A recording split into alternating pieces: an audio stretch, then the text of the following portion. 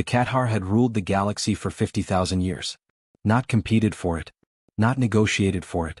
Not built alliances and compromises and carefully maintained balances of power the way younger civilizations did when they were still figuring out how the game worked. They had simply taken it, world by world and species by species, over 50 millennia of expansion that had never once been seriously interrupted. The empire stretched across thousands of star systems and contained hundreds of subjugated species, each one occupying whatever role the Qatar had decided suited them best. Some served as soldiers. Some served as technicians. Most served as resources in the most literal sense of that word. There were no rivals. There had not been a real rival in so long that the word had become almost meaningless in Qatar military vocabulary. You studied rivals at the academy as a historical concept, the way you studied ancient and extinct things, interesting to understand but not relevant to the present situation. The present situation was simple. The Qatar were the strongest force in the known galaxy and everything else existed in relation to that fact. When Scout Commander Velter arrived at the throne room with his latest report, the atmosphere was what it always was during these routine briefings. Efficient. Unhurried. The casual confidence of an institution that has been doing the same thing successfully for so long that success has stopped feeling like an achievement and started feeling like weather. Just the natural state of things. Another system detected.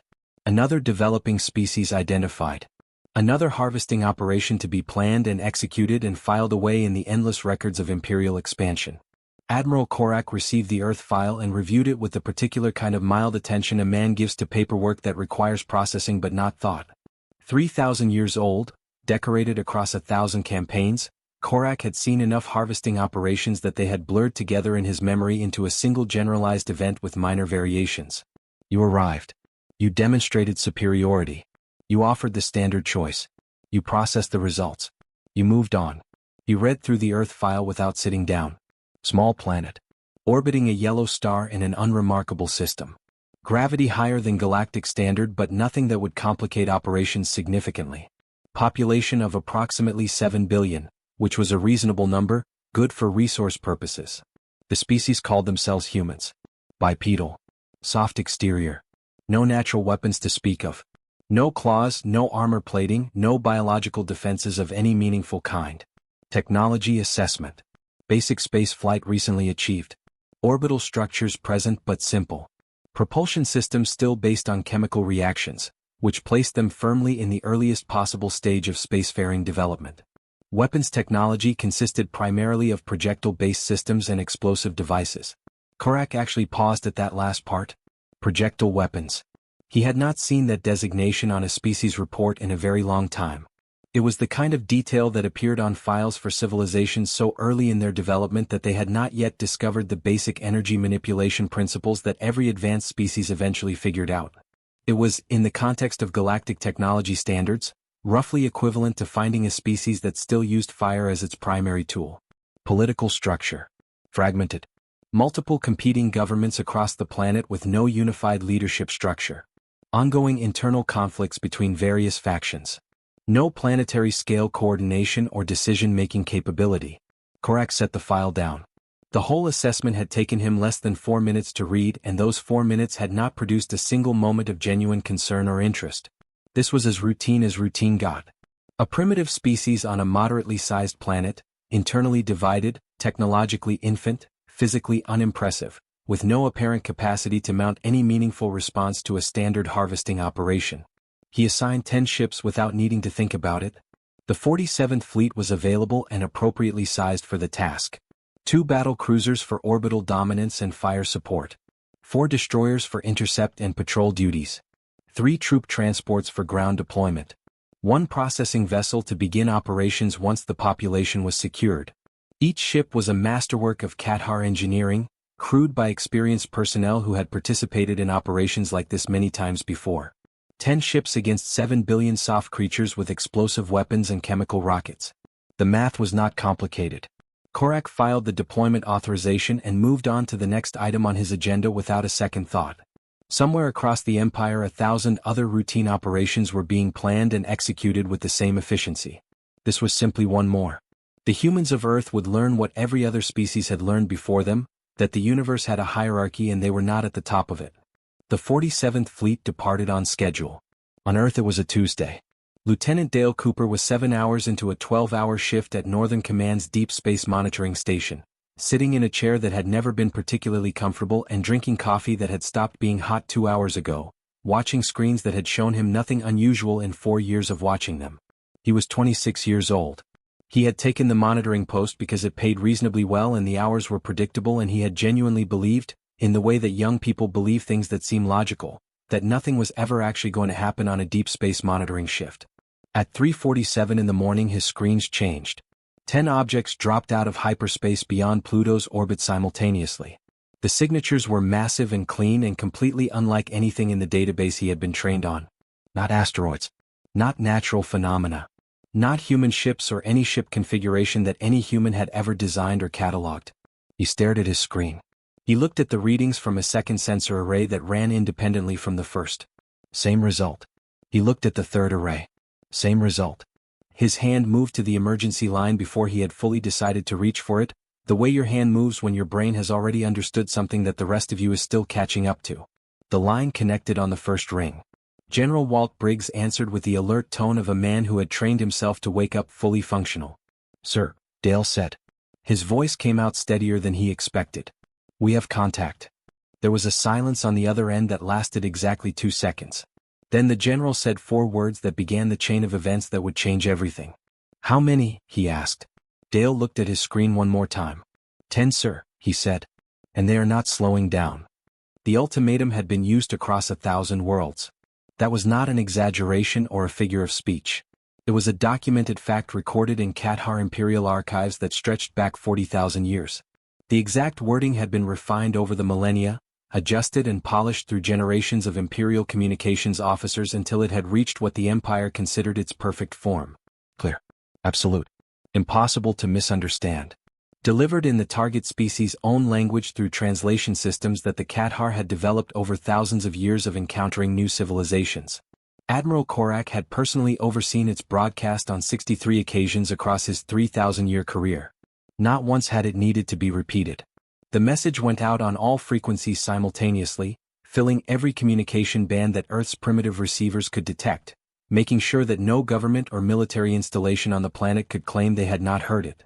The translation systems handled the conversion automatically, rendering the message in every major human language with the flat mechanical precision of a system that had done this so many times it required no supervision. The content was simple because simple was more effective than complicated when you were delivering this kind of news to a species hearing it for the first time. Your world has been selected for integration into the Qatar Empire. Resistance is impossible. Surrender your populations for processing or face immediate planetary sterilization. You have 1 rotation of your planet to respond. Korak settled back in his command chair after the broadcast confirmation came through and adopted the posture of a man with nothing urgent to do for the next several hours. 1 rotation of Earth's planet was approximately 24 of their time units. That was more than generous. Most species needed far less time than that to go through the predictable sequence of reactions that followed receiving the ultimatum. First there was the period of disbelief. Governments and military commands refusing to accept that the message was real, running verification checks, convening emergency meetings to debate whether it might be a natural phenomenon or a misinterpretation. This usually lasted between 1 and 3 hours depending on the species' institutional response speed. Then came the panic phase. This was the most variable part. Some species panicked quietly, their governments simply collapsing inward as leaders abandoned posts and communication structures fell apart. Others panicked loudly, flooding every available frequency with desperate transmissions, pleas for negotiation, offers of tribute, questions about what processing meant and whether it could be avoided. Then came acceptance and the beginning of surrender negotiations. The whole sequence, from broadcast to first substantive surrender communication, typically ran between 6 and 18 hours. Korak had never seen it take longer than 20. He expected Earth to run on the longer end of that range given their fragmented political structure. Getting 7 billion creatures organized across dozens of competing governments would take time even under the pressure of an extinction-level ultimatum. He anticipated confused and contradictory responses from multiple separate human governments, each one speaking only for itself, requiring his communications team to manage several parallel surrender negotiations simultaneously. It was tedious work, but it was manageable. He had done it before. He waited. His bridge crew operated at the reduced activity level of a ship in a holding pattern, running routine system checks, maintaining position, doing the low-intensity work of a vessel that was not yet in active operations. Conversations were quiet. The atmosphere was the specific kind of calm that experienced military crews maintain when they know action is coming but is not immediate. Korak checked the time elapsed since broadcast. 30 minutes. 40. An hour. Nothing from Earth except the background noise of their primitive communication systems, the chaotic overlapping signals of a planet that had no idea how to coordinate itself on a good day and was presumably significantly less coordinated right now. He was not concerned. This was normal. The silence before the panic broke was always the longest part. At 11 minutes past the broadcast, his communications officer straightened slightly at her station in the way that officers straighten when something has appeared on their screen that requires attention. "Admiral," she said carefully, "we have a response from the surface." Korak turned his chair slightly toward her. "Already?" "Yes, sir. Single transmission. Tight beam, directed at our flagship specifically." She paused. "Not a broad broadcast. They sent it directly to us." That was mildly unusual. Most species in the early panic phase broadcast their responses on wide frequencies, the communication equivalent of shouting in every direction at once.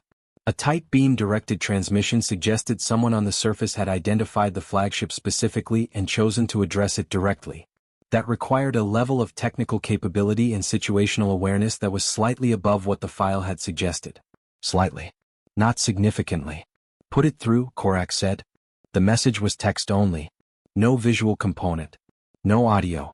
Just words in standard Qatar script, rendered by the translation system from whatever human language the sender had used. It was short enough that Korak read the entire thing in under 15 seconds. Then he read it again. Then a third time. Not because it was complex. It was not complex at all.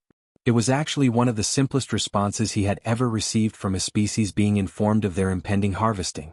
It was short and plainly worded and entirely free of the desperate elaborate language that characterized most first-contact surrender communications.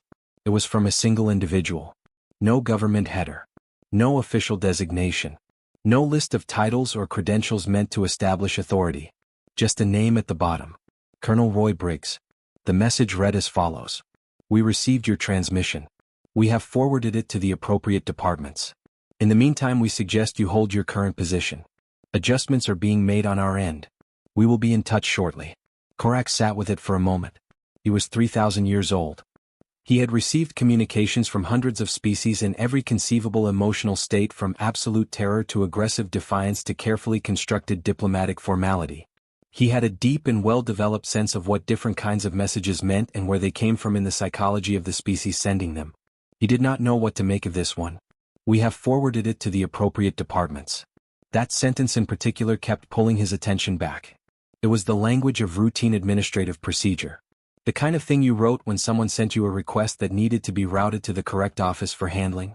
It was the language of a functioning bureaucracy processing normal incoming correspondence.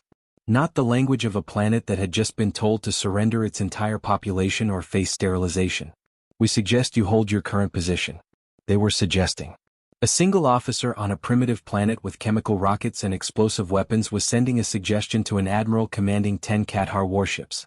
The word suggest implied that holding position was optional, that the admiral might or might not choose to follow the recommendation, that it was being offered helpfully rather than demanded or pleaded for. "Adjustments are being made on our end." What adjustments? What did that mean? What kind of adjustments did a species in Earth's position make in response to a Qatar ultimatum that could possibly be described in that tone with that word? "We will be in touch shortly." Shortly. As if this was a business correspondence and a follow-up meeting was being scheduled. Korak became aware that his bridge had gone very quiet. His communications officer was watching him. His tactical officer was watching him. His first officer standing to his left was watching him. Everyone who had seen the message come through was now watching him with the particular attention of people who have encountered something unexpected and are waiting for someone with more experience to tell them how to feel about it. Korak looked at the message one more time. "They suggest," he said slowly, mostly to himself but audible to everyone nearby, "that we hold our position." The bridge was completely silent. Nobody said anything because nobody had anything useful to say. In 1,000 campaigns and 1,000 ultimatums and 63 personal experiences of this exact moment, Korak had never received anything that resembled this response. He had a very large mental catalog of how species reacted to Qatar ultimatums, and Colonel Roy Briggs of Earth had just sent something that did not appear anywhere in that catalog. Not defiance. Not panic. Not pleading. Not negotiation. Just a calm, professional, slightly bureaucratic note suggesting that a Qatar admiral hold his position while adjustments were being made. Korak leaned forward in his chair. For the first time since reviewing the Earth file, he felt something that was not routine. He was not sure yet what it was, but it had his attention. The science report arrived while Korak was still sitting with Colonel Briggs's message open on his screen. His science officer, a methodical and experienced analyst named Drev who had conducted planetary assessments on over 200 worlds during his service career, delivered it personally rather than transmitting it through the standard data channels. Korak noticed that small deviation from normal procedure immediately. Drev always transmitted his reports. He had never once in 12 years of working under Korak's command walked a physical report to the bridge. He was walking it now.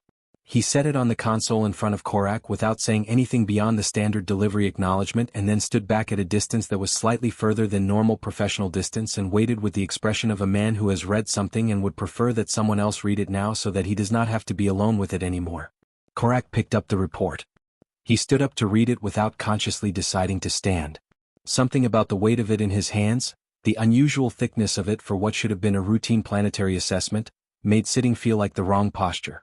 He stood at his console and began reading and did not sit back down. The first section covered basic planetary data. He moved through it quickly because he had already seen the summary version in the initial Earth file. Orbital characteristics, atmospheric composition, surface temperature ranges, geological classification. Then he reached the detailed breakdowns and slowed down. Earth's gravity was not just higher than galactic standard. It was significantly higher.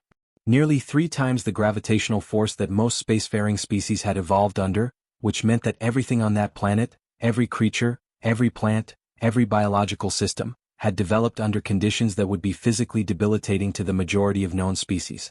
The Qatar themselves, despite their crystalline exoskeletons, would find extended surface operations on Earth genuinely uncomfortable. Their troops would move slower. They would tire faster. Everything about ground deployment would be harder than normal. He noted this and kept reading. Surface temperature ranges. The report listed the extremes recorded across Earth's various regions and Korak read through them twice to make sure the translation system had not made an error. The planet experienced temperature variations that would require full environmental protection suits for most known species to survive. Not unusual temperatures in isolated extreme environments the way most planets had, but common temperatures across regularly inhabited regions of the surface that fell outside the survivable range for the majority of galactic life. The humans lived in these regions without full environmental protection. He kept reading. Weather systems. The report described atmospheric events of a scale and violence that Korak had seen documented on worlds classified as uninhabitable. Rotating storm systems covering areas larger than some small moons, generating wind forces and pressure differentials that could destroy structures. Electrical activity occurring millions of times per day across the planetary surface. Precipitation events that could alter terrain and flood entire regions within hours. The humans had built cities in the paths of these systems and rebuilt them when they were damaged and built them again. Geological activity. The planet's surface was not stable. It sat on a system of moving plates that generated constant seismic events, some of them powerful enough to register on sensors from orbit. Volcanic activity occurred regularly across multiple regions, periodically releasing enough thermal and chemical energy to alter atmospheric composition locally.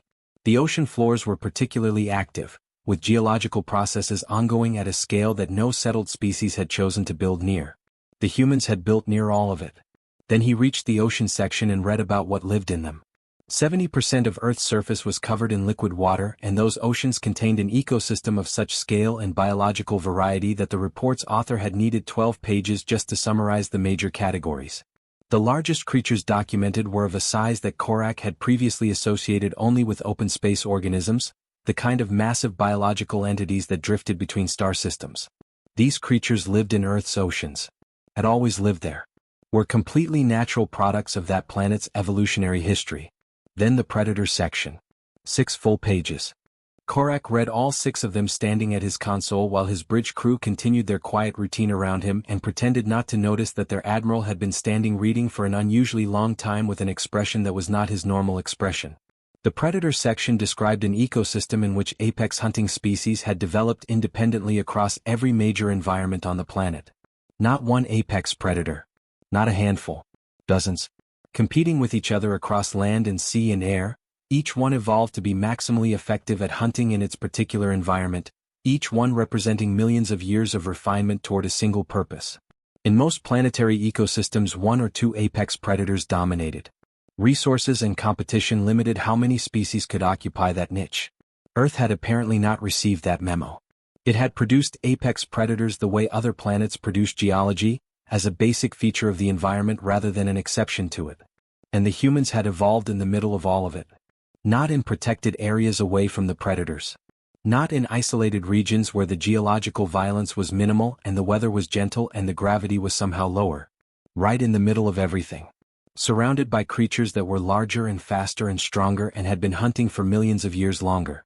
The report's final line was at the bottom of the last page, separated from the rest of the text by a space that suggested it had been added after the main report was complete. Drev's personal edition, written in the straightforward language of a scientist who had looked at his data long enough that professional detachment had given way to something more honest. It read, "It is unclear how anything survived long enough to develop intelligence on this world. Whatever did survive, survived by becoming something we have not encountered before." Korak set the report down on his console. He stood quietly for a moment and looked at the main view screen where Earth hung in the distance, blue and green and white, turning slowly in the light of its yellow star. From up here it looked peaceful, gentle even. The kind of small quiet planet that appeared in 1,000 harvesting files as a routine acquisition. He thought about the 11-minute response time. Every species the Qatar had ever encountered needed hours to process the ultimatum before responding. Hours of confusion and internal debate and the paralysis that came from being told something so far outside your existing understanding of the universe that your institution simply froze trying to process it. Earth had responded in 11 minutes. Not with panic. Not with pleading. With a calm administrative message from a single officer who suggested, in the tone of someone rescheduling a meeting, that a Qatar fleet hold its position. He thought about 3 times galactic standard gravity. He thought about apex predators across every environment. He thought about weather systems that destroyed structures and geological violence that reshaped terrain and oceans full of creatures large enough to threaten vessels. He thought about 2 million years of something evolving inside all of that. Not hiding from it. Not avoiding it. Evolving inside it, generation after generation, every generation a little better at surviving conditions that should have made survival impossible, until whatever had started as a soft bipedal creature with no natural weapons had become something that could look at all of that and simply continue existing anyway. He thought about what 2 million years of that kind of pressure produced. He picked up his communication device. "All ships," he said. "Battle stations." His first officer looked at him with a question in his expression. Standard procedure was to wait for the response period to expire before moving to combat readiness. There were still hours remaining on the ultimatum clock. Korak looked at the report on his console. Then at Earth on the view screen. Then at Colonel Briggs's message still open on his screen. "We will be in touch shortly." Battle stations, he repeated quietly. He was not moving to combat readiness out of certainty that something was coming. He was moving to combat readiness out of a feeling that had settled into his chest while reading 6 pages about predators and 3 times standard gravity and a species that had spent 2 million years surviving the unsurvivable. It was a feeling he had not experienced in 3,000 years of campaigning across the galaxy. He did not have a name for it, but he recognized it. Korak gave the order at 0600 hours fleet time. He had spent the hours between calling battle stations and giving the order doing something he rarely did before an operation. Thinking. Not planning, which was a different thing. Planning was about logistics and formation and sequence of action. Thinking was about doubt, and he had not experienced meaningful doubt before an operation in a very long time. The science report sat on his console. He had read the final line several more times during those hours.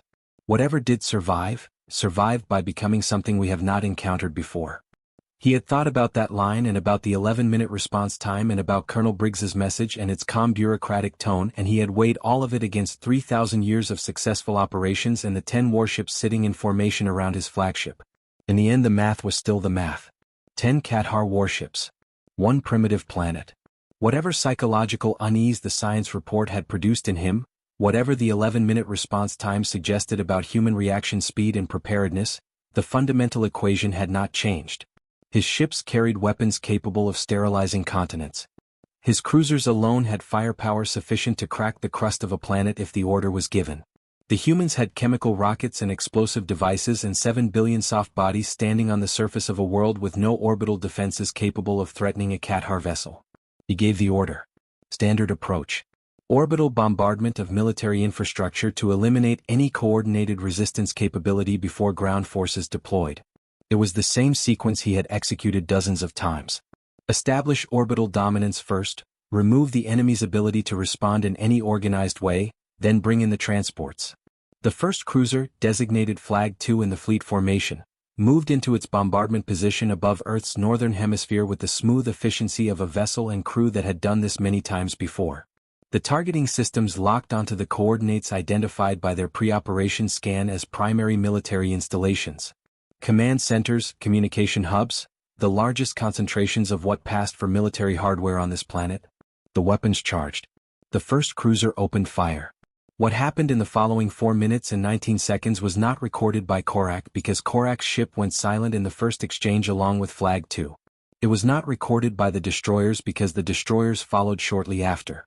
The only coherent record that survived of what occurred above Earth on that morning came from Junior Tactical Officer Pete Garner, stationed aboard the second cruiser which maintained communication and sensor function longer than any other vessel in the 47th Fleet, long enough for Garner to open a transmission channel back to the nearest Qatar relay station and begin talking.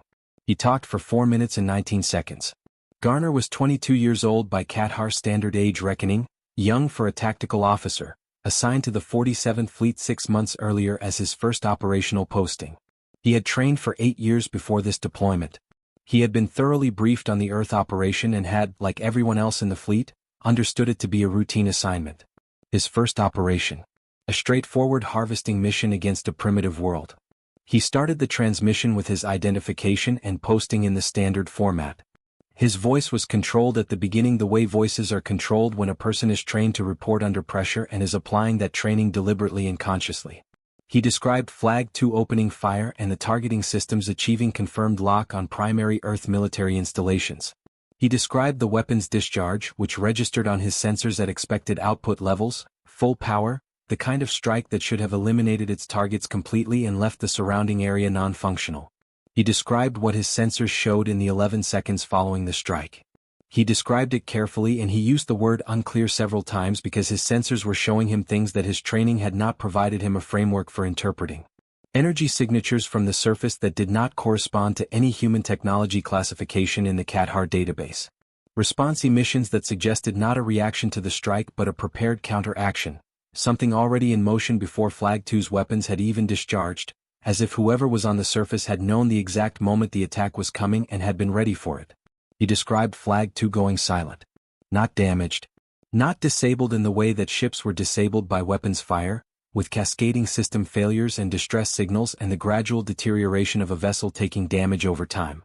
Silent. Completely and suddenly silent, the way a signal stops when the source of it ceases to exist, 11 seconds after opening fire on a planet that was supposed to have chemical rockets and explosive devices. His voice changed after that part. It stayed controlled but the control required more effort. You could hear the effort. He described the destroyers moving to support positions, following standard protocol for when a cruiser encountered unexpected resistance. He described what his sensors showed when the destroyers reached their support coordinates.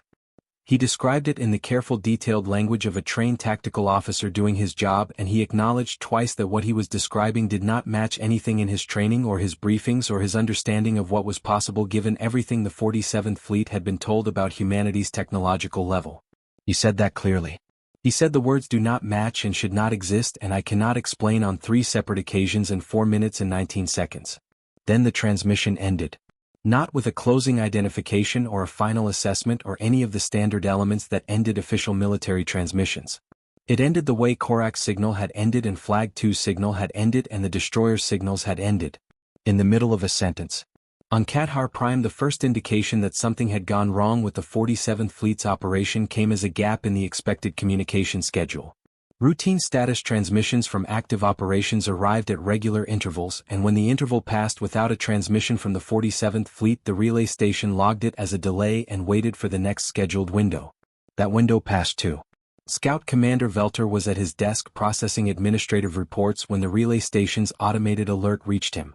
Communication gap, 47th Fleet, Earth operation.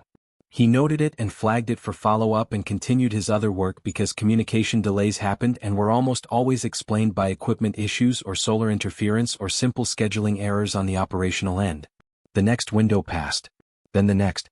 Velter put his other work aside and pulled up the 47th Fleet's full communication record. He traced the last confirmed transmission, verified the relay chain was functioning correctly at every point between Earth System and Kathar Prime, and ran a diagnostic on the receiving equipment. Everything on the Kathar Prime end was working perfectly. There was simply nothing coming from the 47th Fleet's direction. Nothing at all. He sat at his desk for a long time after the diagnostic completed.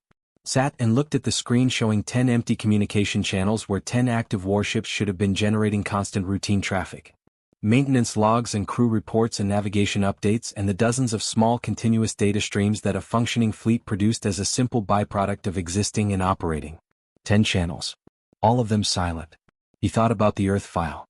Small planet. Primitive species. Chemical rockets. Explosive devices. 10 ships more than sufficient. He thought about all of it and he looked at 10 silent communication channels and he did the arithmetic that the situation required him to do and arrived at the only conclusion the arithmetic supported. He stood up from his desk. He straightened his uniform. He walked to the throne room. 3 weeks of silence. That was what the 47th Fleet had left behind. Not wreckage. Not distress signals.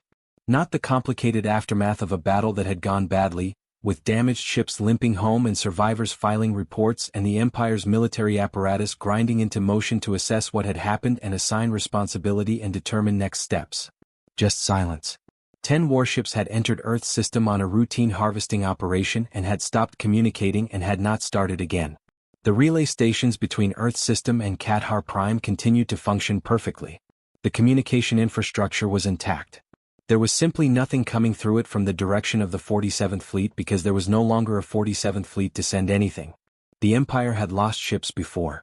Occasionally. Over 50,000 years of expansion there had been moments when operations encountered unexpected resistance and vessels were damaged or destroyed. It happened. The Empire was large enough and old enough that it absorbed those moments without significant disruption and continued on. But 10 ships sent on a routine operation against a primitive world going completely silent without a single vessel returning and without any communication explaining what had occurred was not a moment the Empire had encountered before. The Military Council had spent 3 weeks running through alternative explanations and eliminating them one by one until the only remaining explanation was the one nobody wanted to say out loud in the throne room. The humans had destroyed the 47th Fleet. All of it. Every ship. The Council was still in the careful, uncomfortable process of deciding what that meant and what response it required when the long-range sensor stations at the edge of Kathar space reported a contact. One ship. Coming from the direction of Earth System. The contact report reached the Military Council within minutes of the sensor stations logging it and the Council's reaction was immediate and divided. Half the members argued for destroying the vessel before it came any closer. One human ship entering Kathar space uninvited after what the 47th Fleet's silence implied was either an act of extraordinary arrogance or a deliberate provocation, and either way the appropriate response was to eliminate it at maximum range and send a clear signal about what happened to vessels that entered Imperial territory without authorization. The other half argued for waiting. Their argument was simpler and in the end more persuasive. They did not know what had happened to 10 Kathar warships. They did not understand what they were dealing with. Destroying the incoming vessel before they had any information about what it carried or why it was here was the kind of decision that felt powerful in the moment and potentially catastrophic afterward if it turned out the ship was carrying something they needed to know. They argued for 6 hours. During those 6 hours the human ship continued its approach at the same steady unhurried pace it had maintained since entering Kathar space. It did not respond to hails. It did not acknowledge intercept orders. It did not deviate from its course or change its speed or give any indication that it was aware of or concerned by the Kathar vessels tracking it and the debate happening in the council chamber about its fate. It simply continued toward Kavora Prime. That quality of its movement, that complete and total unhurriedness, affected the council debate in ways that nobody acknowledged directly but everyone felt. A ship that was nervous about being in Kathar space moved differently. It responded to hails quickly, eager to establish communication and reduce tension. It slowed when intercepted, showing deference. It made itself small in the way that things make themselves small when they understand they are in dangerous territory. The ship did none of those things. It moved through the most heavily defended space in the known galaxy like it was taking a routine journey between familiar destinations and had no particular concerns about the trip. The Council voted to let it through. The ship reached Kavora Prime's orbit without incident. From the palace observation deck it was visible as a small dark shape moving steadily against the stars, unremarkable in size, carrying no detectable weapon signature on any of the extensive scanning systems that monitored the space around the capital world. It entered a stable orbit and for a moment did nothing at all, just circled the planet with the same patient unhurried quality it had shown throughout its journey. Then it broadcast a single tight beam transmission directed precisely at the palace. Then it left. Same pace as it came. No burst of speed after delivering the message. No evasive maneuvering in case the Council changed its mind about letting it through. Just a smooth unhurried turn and a steady acceleration back the way it came, as if the visit had gone exactly as planned and there was nothing left to do here. The Council scrambled to get the transmission to the throne room. The Eternal Emperor received it alone first. That was his choice. The message was addressed to him personally and he exercised the imperial prerogative of reviewing it before his council, before his military advisors, before anyone else in the vast apparatus of the Kathar Empire. He sat on his crystal throne in the great chamber where the blue light pulsed through the spires and he watched the transmission on a private display and he watched it in complete silence. The human on screen was a woman. She appeared to be middle-aged by whatever standard applied to humans, with the kind of steady composed face that belongs to people who have spent a long time in roles that required steadiness and composure. She wore a plain dark uniform with a single patch on the shoulder showing a blue planet with one moon. She sat straight without rigidity. Her hands were folded on the surface in front of her. She said her name was Captain Diane Holloway. She said Earth had received the Kathar ultimatum 3 weeks ago. She said that humanity had taken the time in those 3 weeks to review everything available about the Kathar Empire. Its history. Its methods. Its 50,000 years of expansion across the galaxy and the hundreds of species that expansion had consumed. She said that humanity had reviewed all of it carefully and thoroughly and had formed a clear picture of what the Empire was and how it operated. She said 10 ships had been sent. She said Earth considered the matter of those 10 ships closed. There was a brief pause after that. Just long enough to let the weight of that sentence settle completely before she continued. She said that this message was being delivered as a courtesy because humanity preferred to be courteous when circumstances allowed it. She said that humanity had no interest in the Kathar Empire and no desire for conflict with it and no intention of pursuing any action against it as long as the Empire made a similar decision regarding humanity. She said the choice about what happened next was entirely the Emperor's to make. She looked directly at the recording device for a moment. Then she said that humanity hoped the Emperor would choose wisely. Then she said that humanity would not be sending a second message. Then the transmission ended. The throne room was completely silent. The crystal spires pulsed their blue light through the high windows the way they had pulsed for 10,000 years of the Emperor's reign and 50,000 years before that, steady and eternal and unchanged. The crimson sky of Kavora Prime showed through the upper windows in the familiar deep red that had been the background color of imperial power for as long as the Empire had existed. The Emperor sat on his throne and did not move for a long time. He was 10,000 years old. In those 10,000 years he had received communications from hundreds of species and thousands of individual leaders and officials of every kind. He had received pleas and ultimatums and declarations of war and offers of surrender and elaborate diplomatic communications constructed by the finest minds of civilizations trying to navigate their relationship with the most powerful empire in the galaxy. He had never been addressed as an equal. Not once in 10,000 years. Not because he had forbidden it, though he could have. But because no species had ever looked at the Kathar Empire and felt that equality was an accurate description of the relationship. They looked at the Empire and they saw what it was and they adjusted their language and their posture accordingly, the way everything adjusts in the presence of something larger and more powerful than itself. Captain Diane Holloway had not adjusted.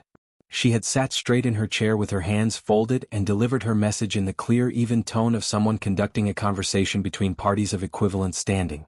She had closed 10 Kathar warships in a single sentence and described it as a matter that had been handled. She had offered peace in the tone of someone who was genuinely indifferent to the alternative, not frightened of it, not hoping to avoid it, simply noting that peace was the preferred option while making absolutely clear that the other option was also available and had already been demonstrated.